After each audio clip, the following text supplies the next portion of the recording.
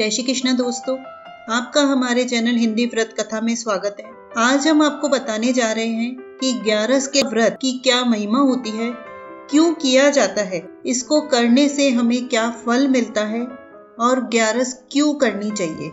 एकादशी हर महीने की कृष्ण और शुक्ल पक्ष में दोनों तरफ आती है। कृष्ण पक्ष की एकादशी और शुक्ल पक्ष की एकादशी, दोनों ही एकादशी करने से एक एकादशी मानी जाती है। महीने की 2 एकादशी का व्रत करने पर उसे एक ही एकादशी माना जाता है। व्रत और उपवास तो हमारे देश में बहुत सारे होते हैं। हर धर्म व्रत के लिए आदेश देता है, क्योंकि आत्मा की शुद्धि के लिए व्रत और उपवास करना चाहिए। व्रत और उपवास करने से ज्ञान में वृद्धि होती है, सद्विचारों की शक्ति प्राप्त होती है। व्रत उपवास आहार का त्याग, सात्विक भोजन का विधान है। यह आरोग्य रखते हैं, हमें दीर्घ आयु प्रदान करते हैं। जो व्यक्ति नियमित रूप से व्रत उपवास करते हैं उन्हें उत्तम स्वास्थ्य और दीर्घ जीवन की प्राप्ति के अतिरिक्त स्वर्ग लोक की प्राप्ति होती है। नारद पुराण में व्रती की महिमा बताते हुए लिखा गया है कि गंगा के समान कोई अन्य तीर्थ नहीं है, माँ के समान कोई गुरु नहीं है, भगवान विष्णु जैसा कोई देवता नहीं है तथा व्रत उपवास जैसा कोई तप नहीं है। इसलिए हमें व्रत उपवास करते रहना चाहिए। तो आइए सुनते हैं एकादशी का माहात्म्य कि एकादशी क्यों मनाई जाती है। व्रतों में एकादशी को सबसे ऊपर स्थान दिया गया है। प्रत्येक माह में 2 एकादशी होती है। अधिक या मल मास पड़ने पर उस माह की 2 एकादशी और होती है। इस प्रकार कुल 26 एकादशियां होती है। ये सब एकादशी अपने नाम के अनुरूप फल देने वाली है, जिनकी कथा विधि माहात्म्य सुनने से भली प्रकार सब ज्ञान हो जाता है। एकादशी की उत्पत्ति तथा माहात्म्य के पढ़ने और सुनने से तथा उस दिन रात में भजन कीर्तन करने से सुखों की प्राप्ति होती है, वैकुंठ लोक में स्थान मिलता है। एकादशी व्रत के 2 भेद हैं, नित्य और काम्य।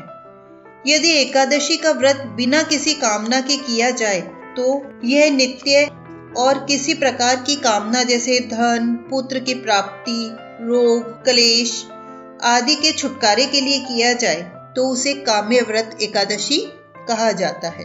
तो आइए जानते हैं कि एकादशी का व्रत कैसे किया जाता है। एकादशी का व्रत प्रारंभ करने का शुभ समय चैत, वैशाख, माघ, मार्गशीर्ष की एकादशियां हैं। मलमास या अधिक मास में जब गुरु और शुक्र के अस्त रहते हुए दिन क्षय, सूर्य संक्रांति तथा सूर्य चंद्र के ग्रहण के समय व्रत प्रारंभ नहीं करना चाहिए।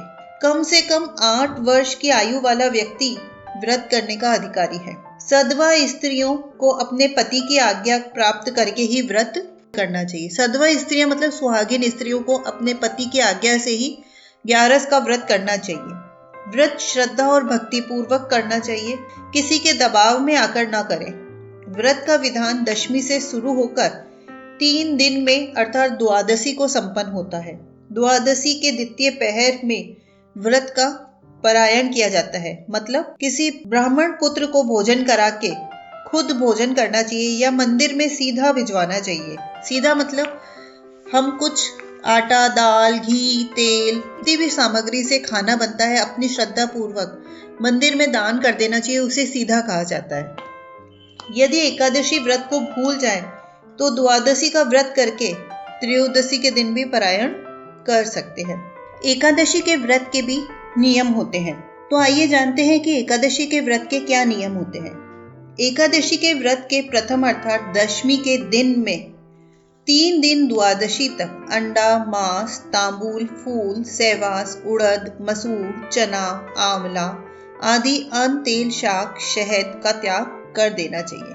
कांसे के पात्र में भोजन न करें, मिथ्या न बोले, जुआ आदि खोटे कर्मों से दूर रहे। स्नान आदि नित्य कर्म से निर्वृत्त होकर एकादशी व्रत का संकल्प करें। श्रद्धा भक्ति सहित श्री हरि का व्रत के विधिन अनुसार पूजन करें। 3 दिन बाजारू पेस्ट, नमक, तंबाकू मिला मंजन न करें। दातून करें। अशक्त, दुर्बल और रुग्ण व्यक्ति दूध, फल, औषधि आदि का सेवन कर सकते हैं। एकादशी के दिन किस प्रकार का सेगार लिया जाता है। एकादशी के दिन सेगार का विशेष विधान है। जो सेगार लेना है, केवल उससे व्रत रहना यदि कठिन है तो पहले ग्रास में उस विशेष सागार को लेकर पीछे अन्य शाकाहार या फलाहार लेना चाहिए। उत्पन्ना को गुड़ और बादाम, मोक्षदा को बेलपत्र, सफला को तिल और गुड़, पुत्रदा को गोदुग्ध, षटतिला को तिल या गजक की पट्टी, जया को गुंदगिरी के साठे, विजया के सिंघाड़े, आमलकी को आंवला, पाप मोचनी को चिरौंजी, कामदा को लौंग, वरुथनी को खरबूजा, मोहिनी को गोमूत्र, अपरा को ककड़ी, निर्जला को कैरी, योगिनी को मिश्री, देवशयनी को दाख या मुनक्का, कामिका को गोदुक, पुत्रदा को गुड़, अजा को बादाम शुआरे, वामन एकादशी को ककड़ी, इंदिरी को तिल गुड़, पापकुशा को सवा, रमा को केला, प्रबोधनी को काचरा, पद्मनी को और परमा एकादशी को ऋतु अनुसार सेगार लेना चाहिए। एक समय नैमिषारण्य क्षेत्र में 88,000 ऋषिवर श्री भगवत की लीलाओं का गुणगान कर रहे थे। इसी समय श्री सूत जी आ पहुंचे। सूत जी महाराज शौनिक आदि 88,000 ऋषियों से बोले कि हे ऋषियों, पुरुषोत्तम भगवान श्री हरि को एकादशी का व्रत अति प्रिय है। ये एकादशी प्रत्येक मास में 2 होती है। इस प्रकार संपूर्ण वर्ष में 24 और अधिक मास में होने वाली 2 मिलाकर कुल 26 एकादशी होती है। इनके नाम इस प्रकार हैं: उत्पन्ना, मोक्षदा, सफला, पुत्रदा, षटतिला, जया, विजया, आमलकी, पाप मोचनी, कामदा, बरुथनी, मोहनी, अपरा, निर्जला, योगिनी, देवशयनी, कामिका, पुत्रदा, अजा, परिवर्तनी, इंदिरा, पापकुशा, रमा, देवोत्थनी या मल मास की, पद्मनी और परमा। ये समस्त एकादशी महान फल देने वाली है। इनके जैसे नाम है वैसे ही गुण है। जैसे श्री हरि भगवान के अंश से उत्पन्न होने से अश्विन कृष्णा की एकादशी को उत्पन्ना एकादशी कहा है तथा चंपक नगर के वैशाखनस राजा के पुत्र को मोक्ष देने से शुक्ल पक्ष की एकादशी को मोक्षदा कही गई है।